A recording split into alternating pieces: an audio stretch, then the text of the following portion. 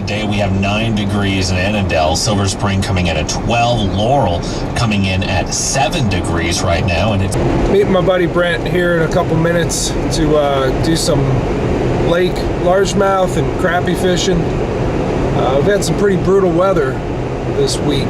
My wife's a dairy farmer, so she gets up every morning before 2 a.m. to go milk the cows, and she comes back.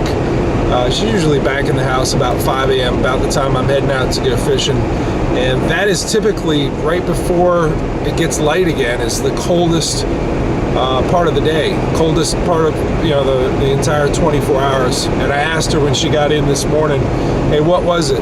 What's our low today? And she said it was 10 below. So today I don't think we're supposed to clear freezing. So I'm going to be using a lot of the Real Magic on the line, and it's going to be an interesting day to keep all the ice off the guides. All right, we're at the lake, and I went down to it, and that thing froze up quick. So I'm following Brent to his house. He's actually going to get a different kayak. He's got his Hobie there, and he's going to change over to a lighter kayak, because our plan B is we've crossed a couple of creeks on the way, and there's one further down into Virginia I know just hardly ever freezes up, and we're going there instead of this frozen lake. That's a bummer, because I really wanted to fish that today. I geared up for that all week, tackle crafting, making crappie lures and whatever. That's a bummer, but we're gonna go to a good little spotted bass stream, get some largemouth. There might be some smallmouth in there. We're gonna salvage the day on a pretty good little creek. So this isn't where we originally planned on coming today, but I feel pretty confident we're gonna do pretty well with something I've been working on here, doing a little bit of tinkering in my basement, actually in the garage, with this little shake it head I made with a do-it mold. I actually flattened that out. When I trimmed the pour spout, I kind of made that flat intentionally. And this is a little finesse worm. I think it's actually for drop shotting, but I've played around with it in the sink with some water, and I poured these with floating soft plastic.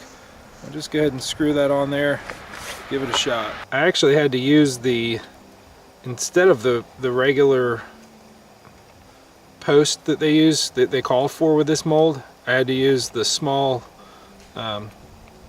hitching post, which you use to clip on like our dragon heads that we make for confidence baits. But I like that smaller screw in there, because it's a very thin worm. So I'll go ahead and stick that in there. I'll probably just leave that exposed a little bit like that, but as I tested them in my sink, these things stood straight up. So I'm hoping that straight up presentation is gonna flag down a couple spotted bass or largemouth. There's some smallmouth in here. We'll see what gets after that. Got lots of little cold winter day tricks that I've learned over the years. Probably the biggest one is, to stay warm, these little hot packs, I stick them all over. I think I have 5 of them now on me. Put them on the backs of my hands underneath my wool fingerless gloves. I actually have them in between 2 layers of socks on the tops of my feet. That's probably one of the more important ones. I got one of the big ones here just in my pocket here, just to heat up my core. But the most important thing is that you just have good gear. And it's a real low likelihood of either Brent or I falling in today. You never plan on it, but then again, when you hop in a car, you never plan on getting into a car accident, but you always put your seatbelt on, right? So this is a seatbelt that protects you from falling in, so you don't die. And this is a dry suit made by Kokatat. It's their Hydrus 3L Supernova angler suit, and really it's designed so that if you do submerge somehow, you're going to stay dry. Because without staying dry, if you get wet on a day like today where it's not going to be over freezing, you're done pretty quickly. You're done. So get good gear. It's your seatbelt.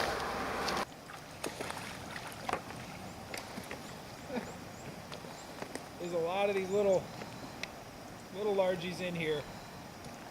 Are you a largie or a spot? No, you're a largie. I know there's some better ones in there. That was a little bit better.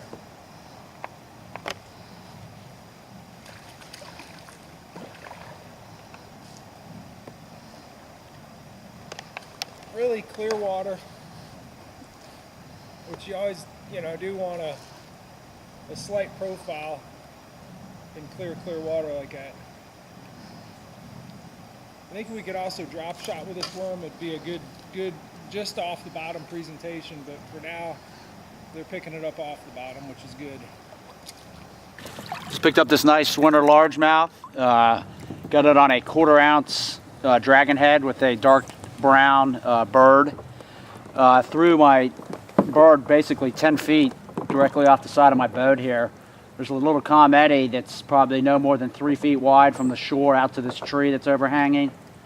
And I threw that worm almost to the bank, pulled it into the water, and dragged it on the bottom. Got a solid strike, real good hit and fight. I thought he ran me into a tree and snagged me, but he was on there the whole time.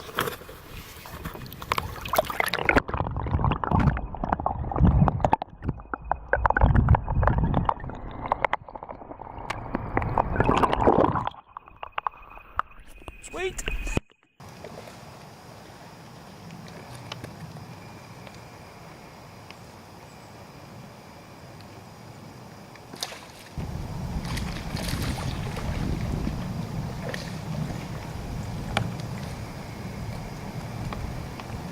Poured a bunch of different colors back to the green pumpkin. I tried one that was glow in the dark because I figured we'd be fishing down deep today, but it's not really the case. But it's a good profile. Lots of numbers. Nothing big yet, but they're in there.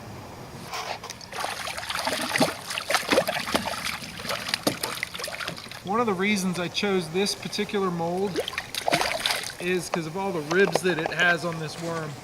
Gives it a unique action, but also holds scent very well. Each of those little ridges, when you apply some smelly jelly or Mega Strike, it sticks to it.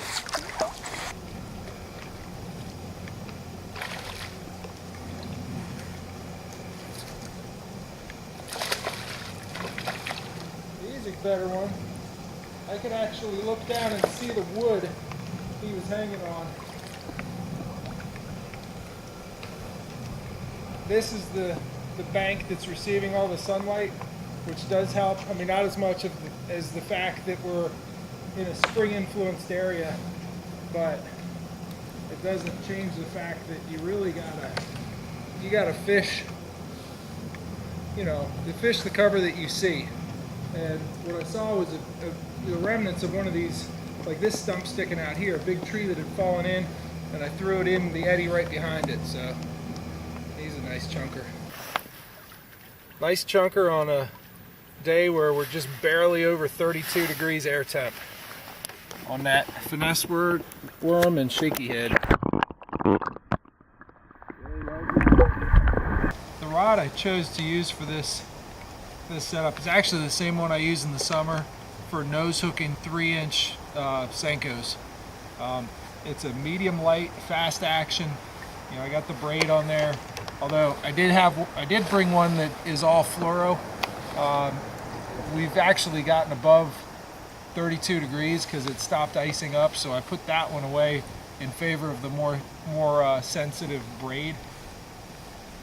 And the mold for doing the shake it head that I'm putting this worm on, it'll pour 1/16 all the way up through 3/8.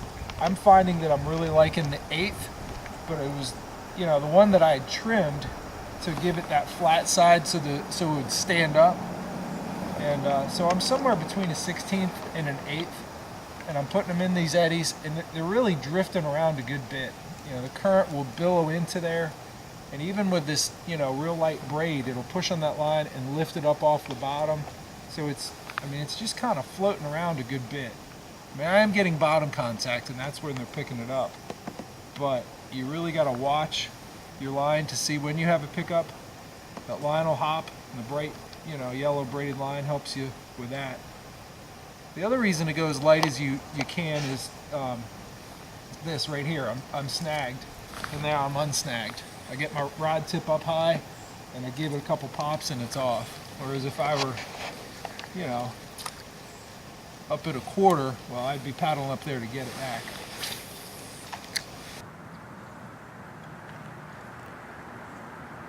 Somewhere out in front of you right now is my bright yellow line. I want you to see if you can train your eye on it. And when you're casting, there it is. When you're casting, you want to, there I'm hopping it, to position so that the reflection on the water is of something dark, like this tree trunk is what I'm using. And then you can train your eye on that line. And right now, no, I thought I had a bite, but you can see that line, you know, as I cross it in front of that dark reflection of the tree trunk, a lot better than if it was out over here. So look for a dark object that is going to reflect on the water in front of you, and that way you can do a better job watching your line. Got a real nice one here, up in the eddy behind this ledge right here. Very nice fish. We took it deep.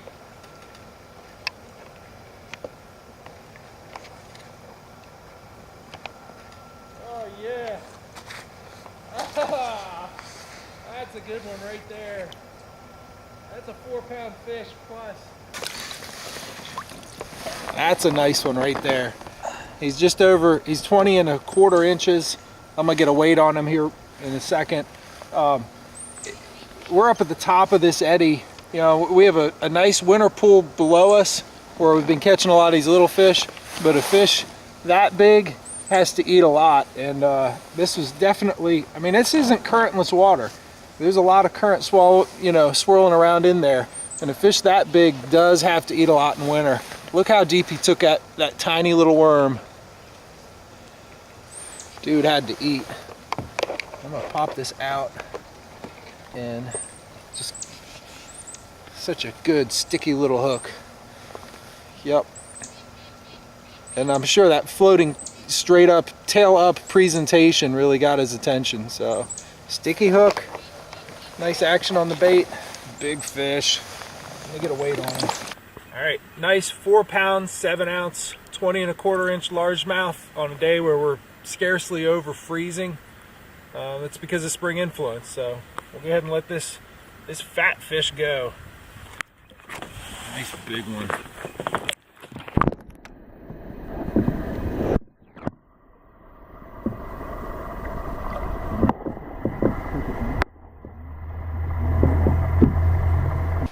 All right, end of the day with a little chain pickerel here. Go ahead and let him go. So proving that the shaky head and little 3-inch finesse worm is a multi-species lure. I'm really happy with how it turned out. It's got a really nice action. Pouring it with the floating soft plastic really, you know, helped that tail lift up, as did flattening out the head when I made the jig head itself. So I may have a new favorite bait here. Certainly for these colder winter months. You know, something that has that sort of real subtle action and something that's small is certainly going to get you a lot of bites. So we had a pretty good day out there. We got good numbers. We actually didn't film, but you know, 25 or 30% of the fish that we caught. There were a lot of small fish in there, but we did get a couple good ones in there as well. And it was all because of the springs that were in that section of river. I'm going to talk about springtime in January. And this is basically an exploded, you know, enlarged version of the section that we were on. further down in this river, in this watershed, it was iced up. As we move up in the watershed, it became slushy, and then when we got up to the headwater of this watershed, we had open water. And that's because in many places throughout here, there were lots of little springs just oozing in, pumping in that, 50 couple degree water. Now, this is how you're going to find those types of places. You can bring a thermometer and just drive around and drop a thermometer in and see if you find, hey, here's a spot that has 45 degree water. You may have some springs. You can also look for green vegetation. Sometimes you'll be driving around, you'll see a farmhouse with a little spring house attached to the side and a band of really green looking vegetation coming down from that area to the river. So the green vegetation is going to tip you off to the presence of a lot of springs. Like I mentioned, we moved from the main part of the river up into the headwaters and we found a lack of ice. Birds can also point you in the right direction. When everything else ices up, the birds still need to drink, and they'll do the same thing on certain lakes. There'll be a lake where one corner of it never freezes up because there's a spring bubbling up and they need to get at that water. So they know where these places are. You're going to start at the headwaters, and typically up in the mountains. If you can find areas that have underground caverns, places that they have the tourist type places where you go in, you look at the stalactites and stalagmites. Those type of areas have pretty active karst geology, and there's a lot of water pumping through the ground in those areas that, that water will pump up to the surface in these watersheds and warm them up. It's the same water moving around that creates these caverns.